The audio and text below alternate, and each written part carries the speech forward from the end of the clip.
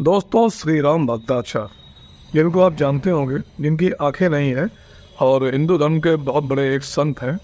उन्होंने कुछ ऐसा कह दिया है जिससे विवाद उत्पन्न हो गया है कि अब इस बयान को सुनिए, फिर हम लोग इस वीडियो पर आगे बात करते हैं। मैंने भगवान से भी कह दिया है कि मुझे आग कभी नहीं चाहिए और मोक्ष भी नहीं चाहिए, बार बार भारत में जन्म चाहिए।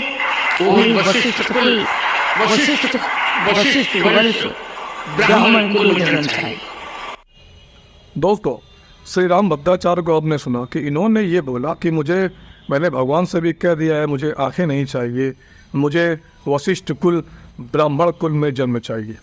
इस बात के बारे में मैं आप लोगों से ये पूछना चाहता हूँ कि श्री राम भद्राचार्य ने जो शब्द बोले हैं, क्या ये शब्द कोई अगर गुप्ता बोले, यही शब्द अगर कोई ठाकुर बोले, यही शब्द अगर कोई शूद्र बोले, यही कोई शब्द अगर कोई वैश्य बोले, तो क्या ये आपको अच्छा लगेगा?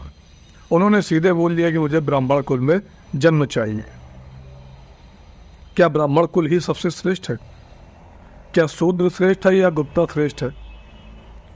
कौन श्रेष्ठ है? इस तरह की जो इन्होंने बात बोली है, क्या ये दूसरे जाति के लोगों के दिल पर चोट नहीं पहुंचाएगी? श्री राम भद्राचार्य ने अब इसलिए जब ब्राह्मणों का विरोध होगा तो फिर ये बोलते हैं कि जो हिंदुत्व है, हिंदुत्व में बहुत सारी जातियां हैं, बहुत सारा ये है, बहुत सारा वो है, दुनिया भर की बातें फिर ये लोग बोलते हैं।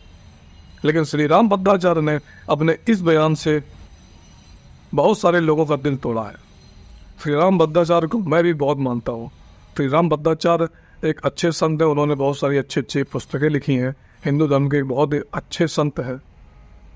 मगर क्या इस तरह का बयान इनको शोभा देता है? कल को अगर कोई गुप्ता ये बोले कि मैं फलाना गुप्ता और अगले जन्म में गुप्ता वंश में ही, गुप्ता जाति में ही पैदा होना चाहता हूँ, तब ये बात नहीं आएगी कि ये, तब क्या इनको खराब नहीं लगेगा? अगर कोई ठाकुर बोले कि मैं ठाकुर, मैं क्षत्रिय, मैं चाहता हूँ अगले जन्म में मैं ठाकुर ही बनकर पैदा हो, किसी और की क्या औकात है, तो क्या ये दूसरे लोगों को अच्छा लगेगा?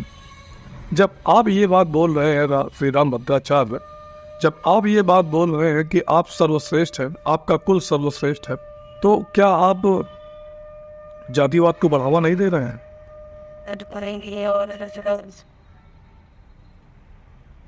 इसी ब्राह्मणवादी सोच की वजह से ही भारत में जातियां इतनी सारी बन गई और बढ़ गया और हिंदुत्व बढ़ गया। और आज जब मोदी जी पूरे हिंदुत्व को एक लेकर चल रहे हैं, तो श्री राम भद्राचार्य के इस बयान से बहुत सारे लोगों को क्या दिल में चोट नहीं पहुंची होगी?